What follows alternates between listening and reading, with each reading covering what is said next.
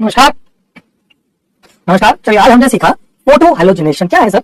ये आपके पास पड़ा हुआ है X2, यू है X2, आपके पास ये रहा X2 जो आपके पास पड़ा हुआ है, उस X2 की वजह से क्या होगा, ये जो X2 है, ये X2 आपको सनलाइट देने पर, और बहुत कम सनलाइट में ही मेरा काम हो जाएगा, बहुत कम सनलाइट में भी क्या होगा, ये टूट जाएगा और आपका क्या बन जाएगा X डॉट। यहाँ जो X2 है ये क्या बनेगा X डॉट। लेकिन आपको लाइट बहुत ज्यादा देने की जरूरत नहीं है, कम लाइट में ही काम हो जाएगा। क्यों सर, ज्यादा लाइट लोगे तो बहुत ज्यादा X डॉट बन जाएगा, रिएक्शन स्टॉप ही नहीं कर पाओगे, बार बार रिएक्शन होती चली जाएगी। इसीलिए हम बहुत कंट्रोल्ड मैनर में ये काम करवाते हैं ताकि हमें कोई टेंशन ना हो। तो यहाँ का बनेगा X डॉट, क्या बनेगा X डॉट।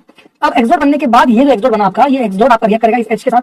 अब दो पॉसिबिलिटी, या तो ये बन टूटेगी तो R डॉट H डॉट बनेगा ही, बन रहा होगा, वैसा ही बात हो गई। अब ये टूटने के बाद अब आपका RX बन सकता है या HX बन सकता है। तो RX बना तो H डॉट फ्री होगा, H डॉट हाईली अनस्टेबल है, इसीलिए यहाँ पे मैंने लिखा H डॉट वाला पार्ट नहीं हो पाएगा, और you are going to get R dot plus HX। ठीक है, अब R डॉट जो बना वो आपका जो बचा हुआ X2 है, यानी बहुत कम X2 खर्च किया था, तो जो बचे हुए X2 के साथ ये होमोमेटिक क्लीवेज डॉट डॉट बन गया। ये भी यहाँ डॉट है, ये भी डॉट में टूटेगा, यहाँ प्लस माइनस होता, ये भी प्लस माइनस में टूटता है ना, मेरा ना अनदर रेडिकल वो वाला। तो यहाँ टूटा X डॉट बना, X डॉट रिएक्ट किया R डॉट के साथ, ये बना आपका RX।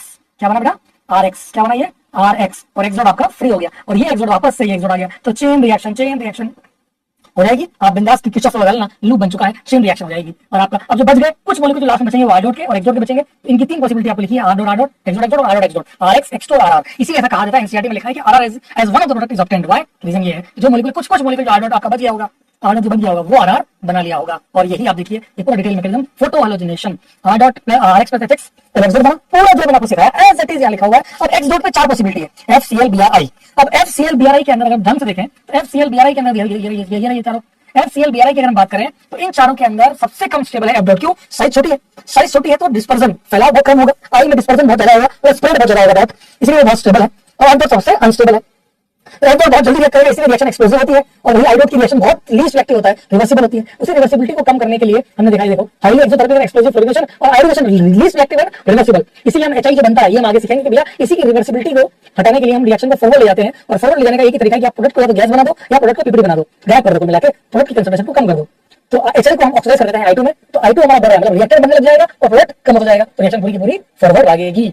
और वही बात करें Cl और Br की, Cl Br में Cl ज्यादा रिएक्टिव होगा, कम स्टेबल है, more reactive, less selective, selectivity कम होगी, चूज कम करेगा, रिएक्ट जल्दी करेगा। और ये डाटा इस बात को प्रूव करता है। अगर ढंग से देखेंगे तो यहाँ देखिए 1, 3.8, 4.5, मतलब बहुत क्लोज आता है। वहीं आप देखिए दोनों में देखिए 180, 1600 बहुत दूर है, 16 से मतलब 3 डिग्री के अंदर जहाँ रेजोनेंस हो रहा है वहां पर डॉट बहुत ज्यादा स्टेबल है, रिएक्शन स्टॉप नहीं होगी, बढ़ती चली जाएगी और हमारा काम हो जाएगा। दैट्स व्हाई वाइब्रेशन के अंदर हमें केवल डॉट की स्टेबिलिटी देखनी है। हमारे पास कोई कंपाउंड है, फॉर एग्जांपल मान लीजिए मैंने एक क्वेश्चन लिया, वहां पर डॉट की स्टेबिलिटी देखनी है। एक डॉट है अल्फा H रेजोनेंस है, जहां रेजोनेंस हो रहा है वो वाला डॉट ज्यादा अच्छे से बनेगा, जल्दी रिएक्ट करेगा।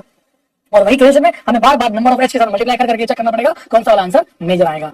ये आपका था फ्लोरेशन। और अगर पॉइंट की बात करें तो अगर हम देखें इसमें H हट के X लगा तो सब्स्टिट्यूशन रिएक्शन हुई, फ्री रेडिकल बना, तो free radical intermediate and free radical substitution reaction, free radical intermediate substitution reaction. Sunlight use करी, आप चाहो तो डेल्टा भी ले सकते हो 500 डिग्री थर्मोलाइसिस, ये आपने किया फोटोलाइसिस, आप चाहो तो थर्मोलाइसिस भी कर सकते हैं।